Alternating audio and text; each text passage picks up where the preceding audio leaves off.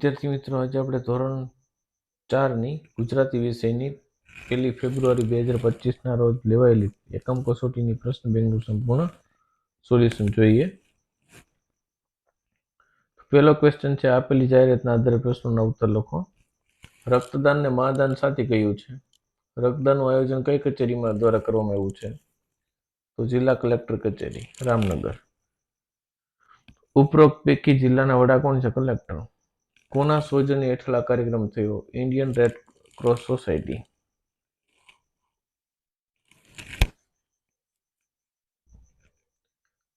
ત્યાર પછી દરેકને સ્વૈચ્છિક શું કામ લખ્યું છે? તો દરેકની વ્યક્તિને રક્તદાન ફરજિયાત ન હોય. જે વ્યક્તિ ઈચ્છે તે જ રક્તદાન કરી શકે, એટલે સ્વૈચ્છિક છે. શાળા પ્રવેશોત્સવ કયા મહિનામાં યોજવાનું? જૂન.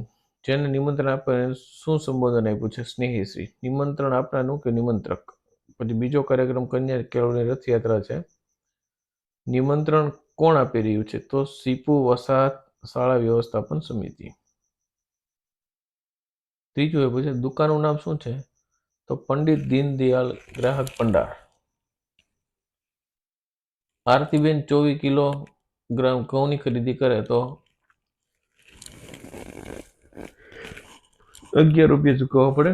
આ ગ્રાહક ભંડારમાં બધી વસ્તુઓ રાહત દરે કેમ મળે? તો કે સરકાર માન્ય વ્યાજબી ભાવની દુકાન છે માટે. સોનલબેનના ઘરમાં 4 વ્યક્તિ હોય તો ખાંડ કેટલી મળે? 2 કિલોગ્રામ. કેમ કે એક વ્યક્તિ દીઠ 500 ગ્રામ મળે છે. સરકાર માન્ય દુકાનમાંથી એક વ્યક્તિને કેટલું અનાજ મળશે? 22 કિલોગ્રામ.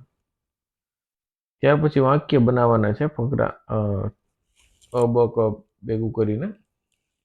મને ભૂખ લાગી છે તેથી ક્રિકેટ રમીશ નહીં. તે ભલે નાનો હોય પણ વોલીબોલ સારું રમે છે. દીવો પ્રગટાવવો જરૂરી છે કેમ કે અંધારું થવા આવ્યું છે. વરસાદ વધુ પડે છે તેથી બહાર ગામ જવું નથી.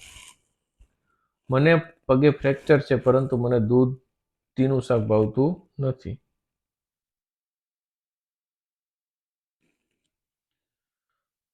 આશા અને મમતા રોજ મંદિરે આવતા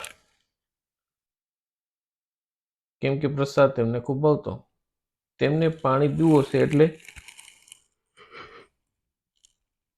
ઇશારા કરે છે. રમત રમવી સારી આદત છે પરંતુ અભ્યાસના પગે તો નહીં જ.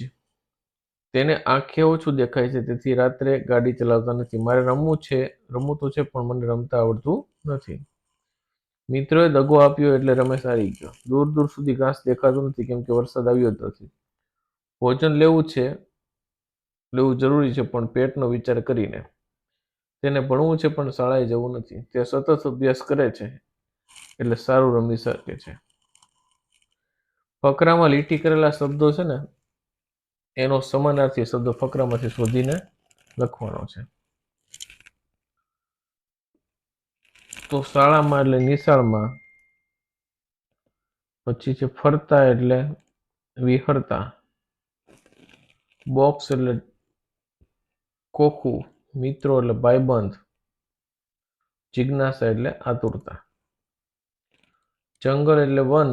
સિંહ એટલે સાવજ. પ્રાણીઓ એટલે પશુઓ. મીઠાઈઓ એટલે મિષ્ટાન. દિવસ એટલે દી. ભોજન એટલે રસોઈ. હનુમાન એટલે અંજની પુત્ર. બાપુજી એટલે પિતા. નિરાતે એટલે આરામથી. વાક્યમાં કયો ભાવ વપરાયેલો છે તે લખવાનો છે. તો એ અહીંયા આપેલું છે.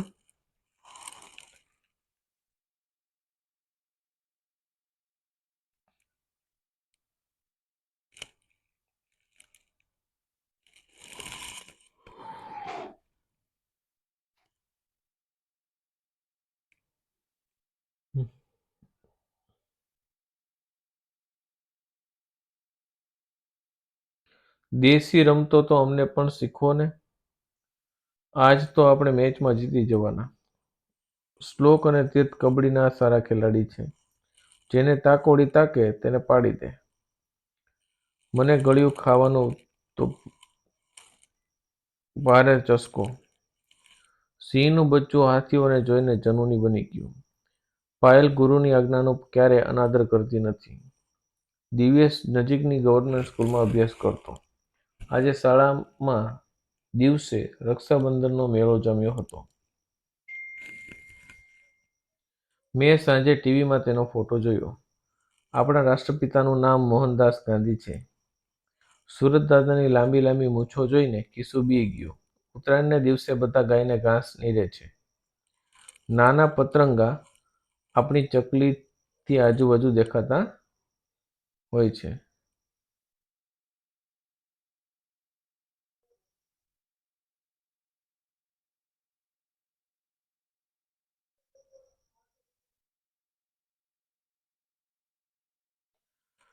નાના નાના પતંગા ચકલીથી આપણી આજુબાજુ દેખાતા હોય છે.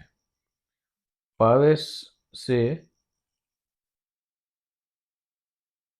ઝાડ પર કાબરનો માળો ગોઠવ્યો. જો આ વિડીયો ગમ્યો હોય તો લાઈક કરજો.